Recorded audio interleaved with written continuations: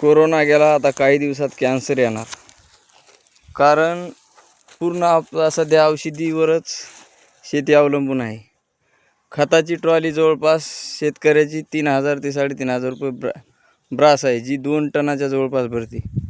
आणि जे कंपनीत खत बनतं आहे ते जवळपास 3,000 3,500 रुपये क्विंटल आहे. म्हणजे जवळपास जे नैसर्गिक आहे, जे शेतीला आवश्यक आहे, 2-3 वर्ष काम करेल, याला जवळपास ज्या कंपनीत बनवतो त्याच्या पडता 10 ते 20 पटीनं स्वस्त असून पण याच्याकडे आज सध्या मागणी नाही.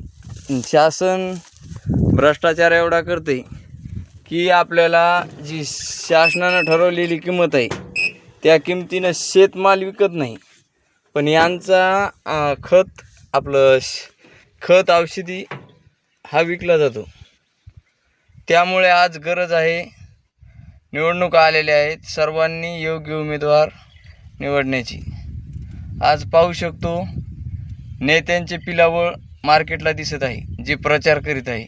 ज्यांनी कधी बापाचं नुकसान झालं पावसामुळं तर पावसाची कधी परिस्थिती मांडली नाही, ज्यांनी कधी अन्याय अत्याचार झाला आणि शासनाकडून योग्य न्याय मिळाला नाही याच्यासाठी कधी आवाज उठवला नाही, ते आज नेत्यांचे पिलावळ होऊन हे नेत्यांचा प्रचार करीत आहेत. आज गरज आहे योग्य उमेदवार निवडण्याची आणि पुढील भविष्यात कॅन्सरसारख्या भयानक बिमाऱ्या येऊ नये म्हणून योग्य शासन आल्याशिवाय ही व्यवस्था सुधारू शकत नाही. कारण शेती विषमुक्त होणे आज गरजेचे आहे आणि ही भ्रष्टाचारी जोपर्यंत आहेत तोपर्यंत हे शक्य नाही. त्यामुळे जे बापाला बाप मानित नाहीत आणि नेत्याला बाप मानतात त्यांनी खरंच आज प्रचार चुकीच्या व्यक्तीचा करू नये आणि योग्य उमेदवार निवडून यावा. आणि देशात होणाऱ्या ज्या अन्याय अत्याचार याच्यावर खरंच आज बोलण्याची गरज आहे. खरंच युवकांनी लग्न होत नाही आहेत, कारण हे चुकीच्या व्यक्तीची निवड करीत आहे. त्यामुळे कामधंदा गावात नाही, शहरात जात आहेत. मायबापापासून दूर राहणारे मुलं व्यसनाधीन होत आहेत.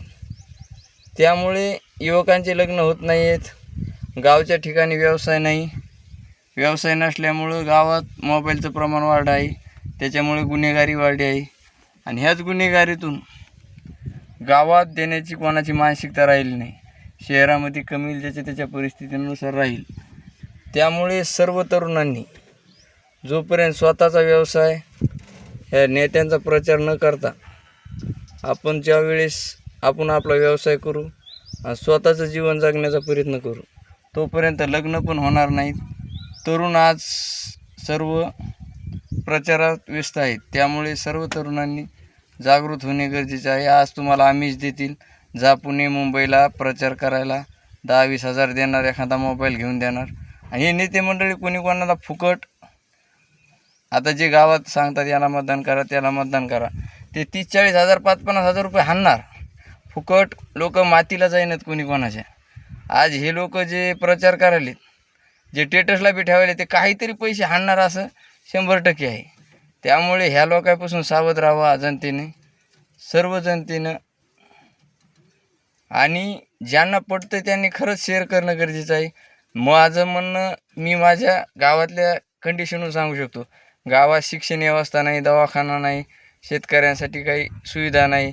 राजकीय नेते पद आलं की तालुका जिल्हा या ठिकाणी राहतात, त्यांची मुलं चांगल्या ठिकाणी शिक्षण घेतात. आणि आपल्या गावच्या ठिकाणी काय आहे, जिल्हा परिषदला पण घालायची मानसिकता राहिली नाही. कारण शिक्षण व्यवस्था अशी झाली, शासकीय कर्मचारी सध्या कोणाकोणाचं ऐकाय तयार नाही. लोकप्रतिनिधी पद आल्यावर ते काही त्याची जिम्मेदारी घ्यायला तयार नाही. त्यामुळे सर्वांनी आज योग्य उमेदवार निवडावा, कारण स्थानिक स्वराज्य संस्थेमधून गावचा विकास होतो. त्यामुळे सर्वांनी योग्य उमेदवार निवडावा ही विनंती.